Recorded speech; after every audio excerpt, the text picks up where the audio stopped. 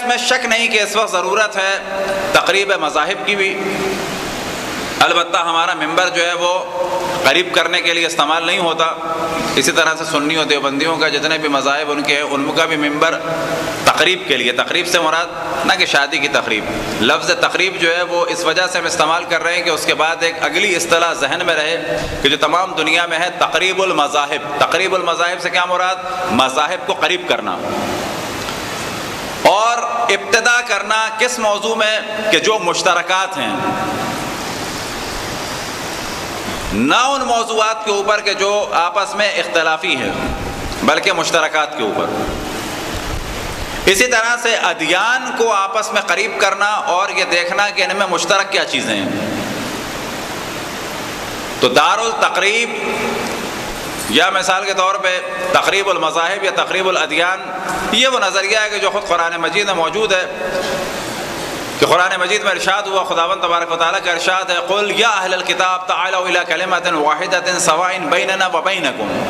کہ اہل کتاب آؤ ہمارے اور تمہارے درمیان جو مشترک ہے اس کے اوپر جمع ہو جائیں۔ یہ ایک مین قانون ہے۔ انہی میں سے کیا چیز ہے؟ اللہ نعبد الا اللہ، کہ اللہ کے علاوہ کسی کی عبادت نہ کریں۔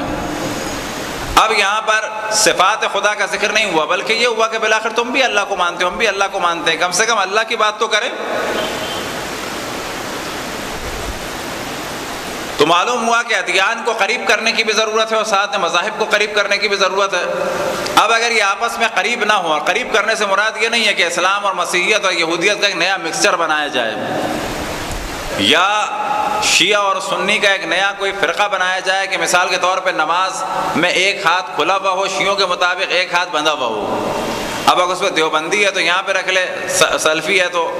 دیوبندی ہے یہاں رکھ لے، اور بریلوی ہے یہاں رکھ لے، اور شیعہ جو ہے کھلا رکھے۔ آخر میں کہا جائے کہ یہ شکل ہو گئی اتحاد بین المسلمین کی۔ کہا جائے گا نہیں، شیعہ شیعہ رہے، سنی سنی رہے، ایک دوسرے کے نظریات کو دیکھیں، ایک دوسرے کے نظریات کو پرکھیں، علمی اعتبار سے ایک دوسرے کے اوپر کرٹیسائز بھی کریں، لیکن وہ فتنے اور فساد کے لیے نہ ہو،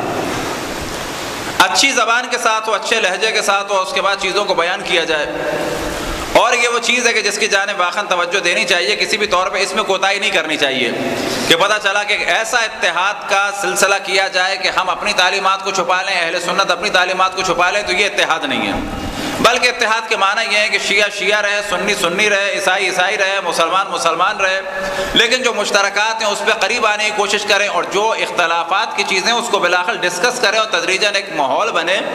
اور کلیئر ہو کہ یہ اختلافات ہیں کس وجہ سے۔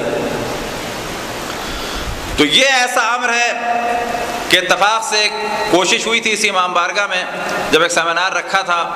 قمر صاحب نے ایک دفعہ، تو انہوں نے ہم سے پوچھا کہ کیا کیا جائے۔ ایک سیمینار پہلے ہو چکا تھا، اس کے بعد دوسرے سیمینار کے انہوں نے پوچھا کہ کیا ہو، تو ہم نے انہیں مشورہ دیا جو اتفاق سے انہوں نے قبول کیا، اور سب سے بڑھ کے یہ کہ یہاں کی انتظامیہ نے بھی اس میں کوئی پرابلم کریٹ نہیں کیا۔ البتہ یہ ذہن میں رہے کہ مساجد کی انتظامیوں میں جتنے بھی ٹرسٹیز ہیں وہ یہاں اس وجہ سے نہیں کہ اس وقت ہم گفتگو کر رہے ہیں تو تعریف کر رہے ہیں، بلکہ خدا گواہ رسول اللہ اور ائمہ بھی گواہ ہیں، اس وجہ سے کہ واقعاً یہ جو یہاں کا ٹرسٹ ہے پڑھے لکھے حضرات ہیں اور دین کی خدمت میں مصروف ہیں اور چاہتے ہیں اچھی چیزیں پتہ چلیں۔ لہذا ہم نے کہا کہ اگر ایسا سیمینار کریں اور اس کا موضوع ہو ادیان اور آخر زمان، اور اس میں آپ عیسائی کو بھی بلائیں، ہندی کو بھی بلائیں، مسلمانوں میں جتنے بھی مل سکیں ان کو بلائیں، اسماعیلی بھی ہو، بوری بھی ہو، شیعہ بھی ہو، سنی ہو، دیوبندی ہو، جو بھی مل جائے، اور جو مل جاتے ہیں یہاں پر ہندو عیسائی پارسی وہ مل جائیں۔ تو بات یہی ہوئی کہ یہ کہیں مشکل تو نہیں ہو جائے گی امام بارگاہ میں ہندو اور عیسائی کو، تو ہم نے کہا امام بارگاہ ہے اسی لیے کہ ان کو بلایا جائے۔ ہمارے عام طور پہ امام بارگاہ کو اتنا زیادہ احترام دے دیا گیا ہے مسجد کی طریقے سے،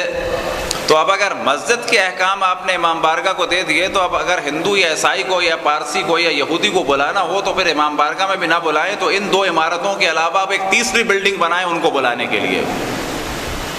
پھر اس تیسری کو بھی اتنا ہی احترام دے دیں، تو پھر ایک چوتھی عمارت بنائی جائے ان کو بلانے کے لیے۔ ایسا ہوگا کیا؟ تو اس جانب اور توجہ رہے کہ بعض دفعہ لوگ سوال کرتے ہیں کہ آپ کے امام بارگاہ بڑی ہوتی ہے اور امام بارگاہ ہوتی ہے، تو کہا جائے ہاں، کیونکہ ہم لوگ مسجد کا بہت زیادہ احترام کرتے ہیں، اس وجہ سے امام بارگاہ بناتے ہیں۔ اور امام بارگاہ کیوں بناتے ہیں؟ محض اس وجہ سے کہ اس کا احترام مسجد کا بہت زیادہ ہے ہمارے ہاں۔ مسجد میں ایام نجاست میں خواتین نہیں آ سکتی، مسجد نجس ہو جائے تو اس کا پاک کرنا واجب فوری ہے، مسجد میں ہم غیر مسلم کو نہیں بلا سکتے، بس ہم نے اللہ کے پیغام کے لیے ایک ایسی جگہ بنائی ساتھ میں کہ جہاں پر اگر خواتین نہ آ سکیں، غیر مسلم نہ آ سکیں، طہارت نجاست کے مسائل سے آسانی کے ساتھ رہا جا سکے، تو دوسری بلڈنگ بنائی وہ امام بارگاہ ہے۔ تو امام بارگاہ کے وجود سے مسجد کے وجود کی نفی یا احترام میں کمی نہیں ہوتی، بلکہ امام بارگاہ کا وجود جو ہماری مسجدوں کے ساتھ ہے، در حقیقت یہ مسجدوں کے احترام کو اور زیادہ اجاگر کرتا ہے۔ مثال کے طور پہ اگر ایک شہر میں ہماری ایک مسجد ہے اور خواتین آنا چاہ رہی ہیں اس کے اندر،